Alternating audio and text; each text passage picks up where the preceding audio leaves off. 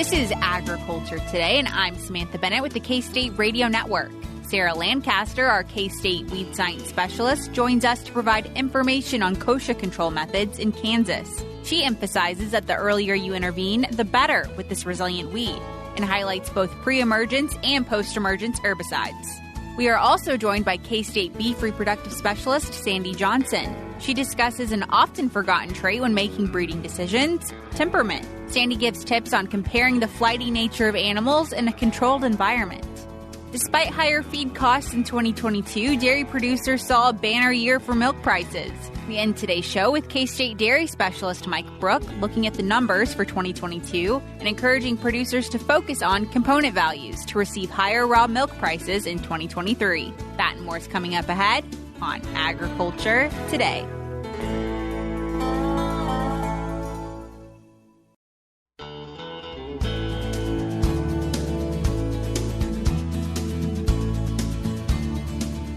This is Agriculture Today. We are joined now by K-State Weed Science Specialist Sarah Lancaster for a conversation on kochia control methods. So, Sarah, thanks for joining us today. Hey, thanks for the invitation to come over, Samantha. Absolutely. So now's the time, really, when it comes to kochia control for producers to be keeping this at the forefront of their mind, right? Absolutely. So one of the things that is a characteristic of kochia is that it emerges so early in the season. I hear farmers a lot of times say, as soon as the snow melts off, you got to start looking for the kochia.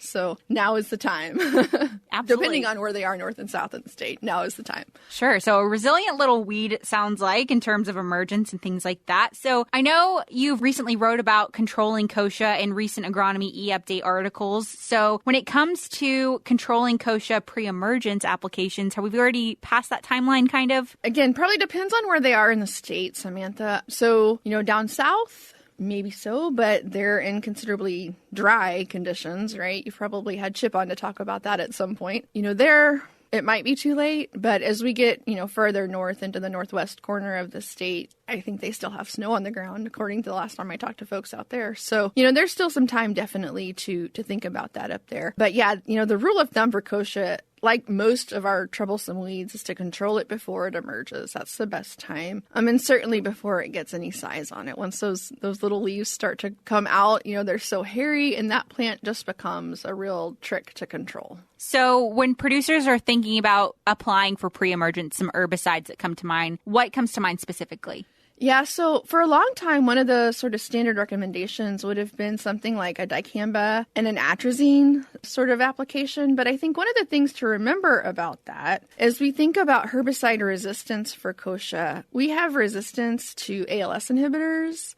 We have some resistance to dicamba. We have resistance to atrazine and resistance to glyphosate. So, glyphosate, obviously not a pre-emergence product, but we have to definitely be aware of the fact that we need to kind of layer on multiple products and making sure that folks know the resistance profile of the population in their field so they pick the right pre-emergence products there. So if we're trying to avoid dicamba and atrazine-based mixtures this year, what's another alternative for producers to keep in mind? So other things to think about, one of the ones that folks like to think about would be things that have sharpen in it. Sharpen doesn't have a ton of residual activity, but it can provide some control of kochia for sure. So Verdict is an option that has sharpen and outlook in it, and so that can be an option for sure for some folks as well. So, that type of combination there sort of plays off of this idea of needing to make sure that when we're choosing our multiple effective herbicides, we're choosing herbicides that have different water solubilities, and so they're going to be activated differently. So something that has a higher water solubility that's going to be around for a while, but also something that has a lower solubility that can be activated very quickly. Absolutely. Some great options there then for sure on pre-emergence control. So if we're thinking more for our friends to the south of the state that it might be kind of too late for pre-emergence applications, what does that process look like now for them? So thinking about getting out as early as possible is going to be important there. So as I'm just thinking about some things here, Samantha, Liberty could be an option. And again, depending on the resistance profile, something that has dicamba. Starane types of products are typically pretty popular. So the active ingredient there would be fluroxapyr for control of kochia. But again, we really want to do our best to get those products out early. Sometimes we can even get by with a late fall application, right? So if folks were out, hopefully in the southern part of the state, maybe they were out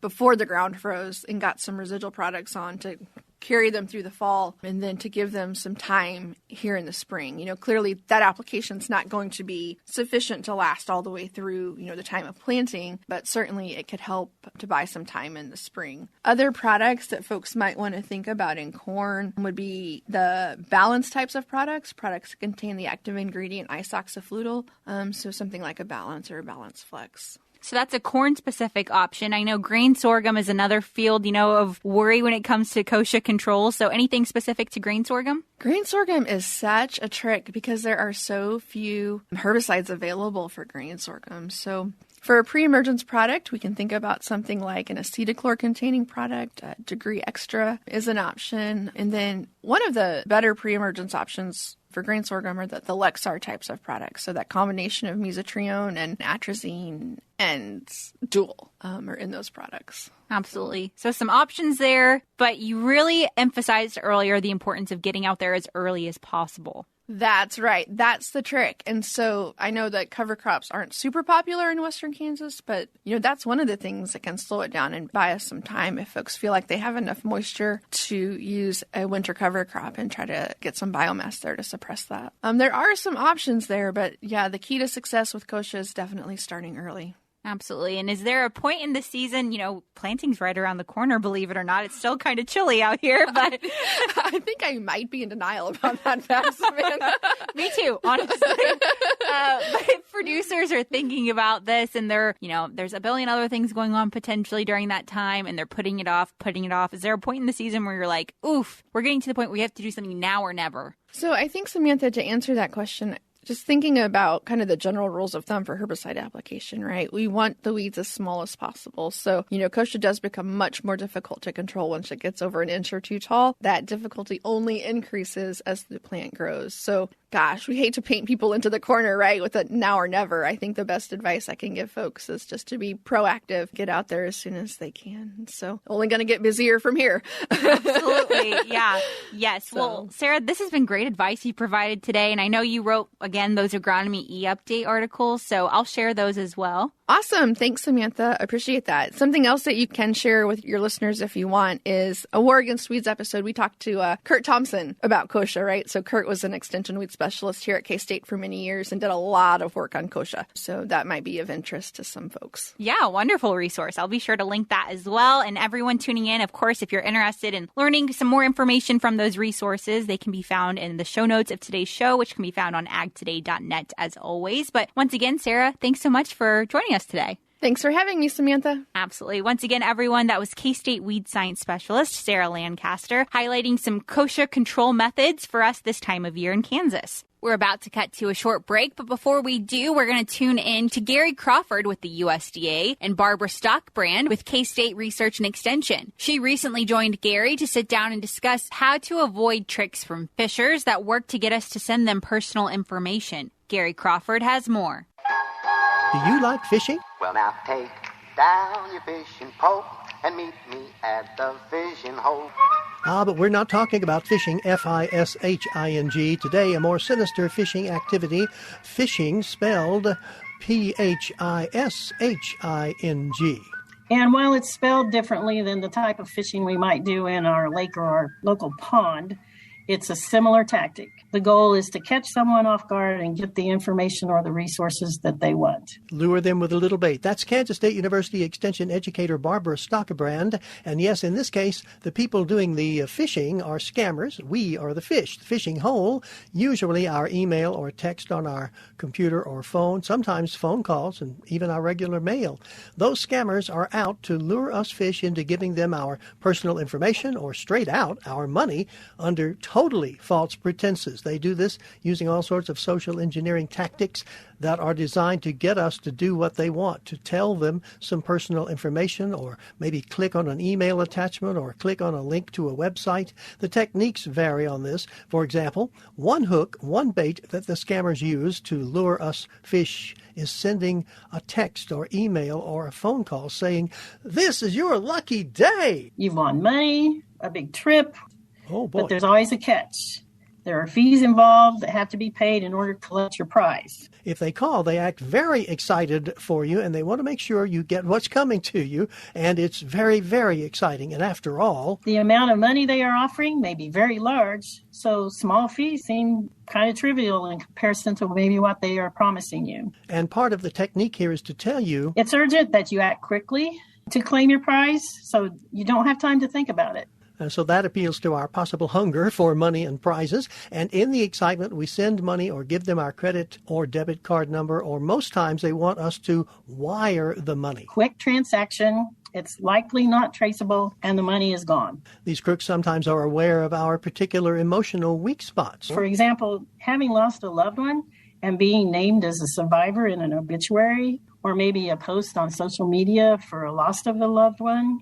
That's something the scammer can exploit. Or, and I've gotten these calls where they say, "I'm about to be arrested for drug smuggling and I should call the FBI or some agency to clear up the matter." That's scary. And Barbara says that's what the scammers are counting on because they know. When people get scared, they often don't think straight. Or another technique the scammers use is to play on people's compassion and pretend to be a charity that needs our help right away. Now, Barbara says whatever we do, don't give out personal information to people or organizations that we don't know. Don't send money spur of the moment. And next time, more scams, more advice on how to handle them. This is Gary Crawford reporting for the U.S. Department of Agriculture. Once again, that was Barbara Stockbrand with K-State Research and Extension, joining Gary Crawford with the USDA. We'll be back with more ahead on Agriculture Today.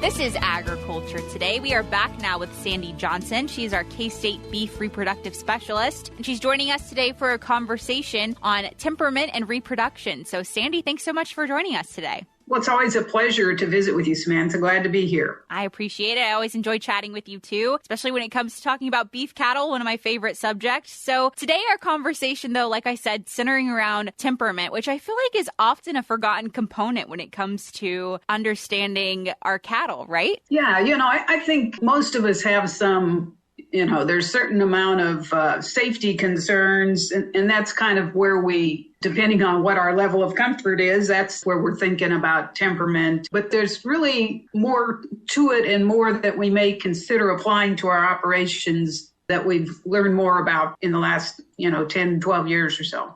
Absolutely. So when it comes to temperament and its kind of role with reproduction, what is something that producers may be surprised to hear about that? Well, so as various research have studied temperament in cattle, one of the things that change when we're stressed or an animal's stressed is cortisol, okay? That's our body's reaction. And so we can group animals based on temperament and, see this difference. If they're kind of calm, they have a low cortisol. If they're nervous type, they have high cortisol. And from a standpoint of reproduction, then we can understand that if we start dumping a lot of cortisol in the system, that is influencing a number of metabolic processes as well as hormonal processes. And so, essentially that's throwing a bugaboo in the normal process. And so what we see is that indeed there is some difference in fertility based on temperament.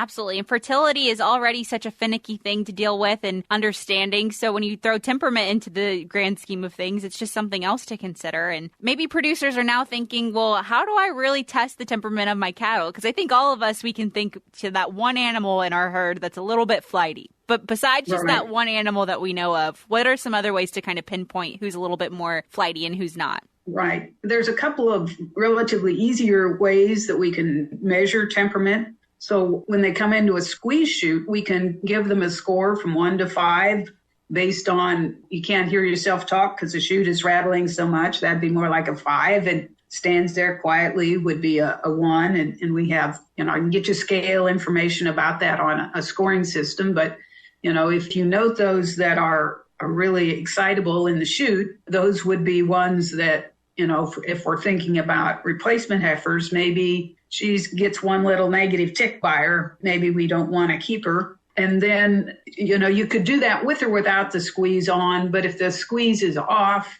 you're going to get more expression of that behavior. The other way we can evaluate temperament is the rate at which they leave the squeeze chute. Okay, you've probably seen rockets go out and others just, maybe it's a mature cow that's, no big deal, another trip down the chute. And so you could measure that specifically with a timing mechanism like you might use in a rodeo event, or you could, again, put a 1 to 5 score on that in terms of how rapidly they exit. For research, we're trying to, go ahead and measure that in seconds on how quickly they passed, this point beyond the chute. And then another way to measure, this is probably not as practical, but I think you still notice it. The technical way would be to put an individual animal in a smaller pen with the human and watch the interaction and score it. But, as you're working with a group of animals, the one in the back that looks like a deer with a head up, well, again, this is one to note. And when we think about one of the values of evaluating temperament, if in any way we can get hurt by our livestock, the cost of that injury is so great anymore. It's like, she can't be that good. Okay. It's just not worth to have around. And as they've done studies with temperament, if we sort heifers that are categorized as calm versus excitable, those heifers have reached puberty earlier that were calm. And, I thought this might just show up in Bos indicus or Brahman influenced cattle, but now we have that information in both Bos taurus and Bos indicus mixes that we're improving, have better fertility in those less excitable animals. And so, again, that's information we could use for refining selection process, depending on what's on our selection list, I guess. Absolutely. Yeah. Leading to some better genetics over time. That's something to keep in mind as well. And, Sandy, as we were talking through the subject, I think, it's all subjective, right? Some of these temperament scales that we're thinking about. It's not really scientific somewhat. And, each person might grade a little differently. And producers might have the same opinion. Someone looks at an animal and they're like, meh, she's fine. Or someone else might look and be like, oh, she's chaos in a bucket, So. Right. With all that in mind, is there any a fine line that's this is a non-negotiable where this animal doesn't need to be kept in this herd anymore? Well, I think that's probably an individual decision. But, I think about when you're younger, you can move faster and over the fence. But if you're a younger person, you may also have young family members around. And, all those things, I think, go into what sets off our safety flares. And so I don't know that there's a hard and fast rule. And even we know that cows with an excitable temperament still get pregnant. Okay. Just not as many of them if we look in a large group of temperamental animals. So, I think we have to figure that judgment out ourselves, but, understand that it is impacting fertility. And as I look back at our drought for this past summer and, got my typical cull list, and that's one more thing you're thinking about. And then I think you think about this as a tool with heifer selection, is that if you've got plenty of heifers and there's some flighty ones on the end, I would tend to not own them. And as a reproductive physiologist that occasionally preg checks some cows, there are cows that will never be pregnant for me in that chute because my mind, they need to go through the golden arches. So you've got to figure out what that is for yourself. And, safety is important, and any type of injury does become very expensive, not only from the bill that day, but, who's going to take care of those cows while you're out rehabbing that, whatever. Yeah, not only the physical stress that causes, but also the mental stress of the follow-up after, like you said. Never a fun situation to have to deal with an injury. And I think my next question might also be subjective, so you'll have to bear with me, Sandy. But when it comes to temperament and, all of the other things, categories that we look at in terms of heifer selection or things of that nature, comparatively, where does temperament really fall in that list of importance? Well, depending on what the handling has been, okay, we know that range cattle that never see humans are going to be more temperamental at a certain point in time. And so say you brought some Australian bush cattle to the U.S. and wanted to put them in a 50-acre pasture, well, they're going to be pretty temperamental. And so it depends on where you're starting at to really figure out what you need to do with that. And in some regards, this is a convenience trait, but yet it's also, if she goes over the fence once, that's enough for me, and a reasonable fence and not the one the pickup's holding up. But no cut and dries there, but understand that, she's probably is this wild animal, quote unquote. So if she's nervous, she's not eating as much probably. So, we know that nutritional status is going to also impact reproduction. And her nervousness probably has carryover effects to her counterparts. And depending on the level of her nervousness, you've seen some of nervousness build in people and animals.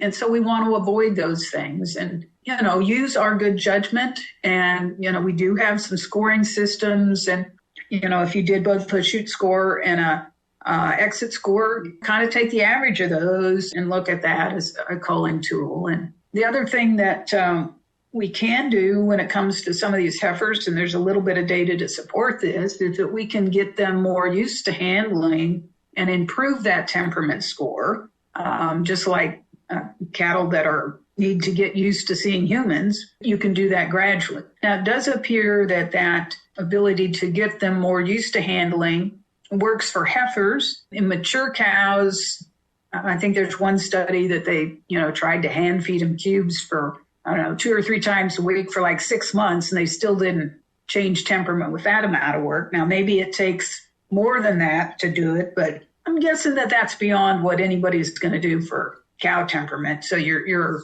best approach there is, eliminating those early, plus using our low stress handling skills and making sure that when we do handle them, they have a good experience and not something negative. Absolutely. Yeah. Starting them young and using low stress techniques, always a good idea. And Sandy, I hope this conversation sparks an interest in some of the producers tuning in and listening and thinking, maybe I should start adding that to my toolbox, that scoring sheet. Maybe that's something I should start doing this year as we start thinking about heifer selection and things like that. So thank you so much for joining us for this conversation. You bet. Glad to be here. Absolutely. Some great insight, everybody. Once again, from K-State Beef Reproductive Specialist, Sandy Johnson, joining us for a conversation on temperament and reproduction. We'll be back with more ahead on Agriculture Today.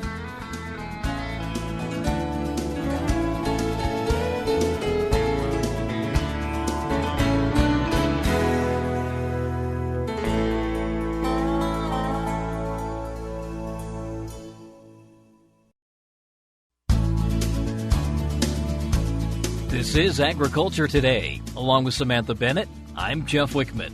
We end today's program with this week's milk lines. By all accounts, 2022 was a banner year for milk prices. However, feed costs were also up.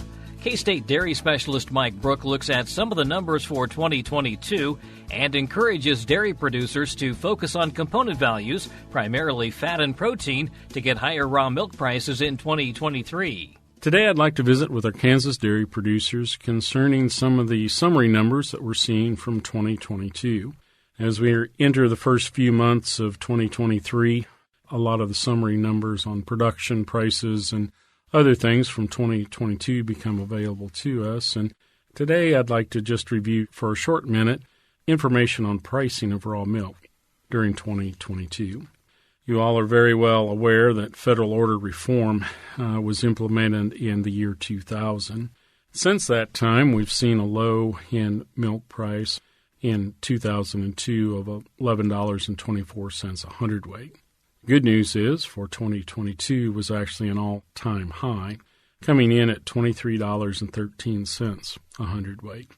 Now, most of you have seen your milk checks grow during 2022. However, on the expense side of the ledger, the feed bill also grew, so much of that was eaten up by increased feed costs.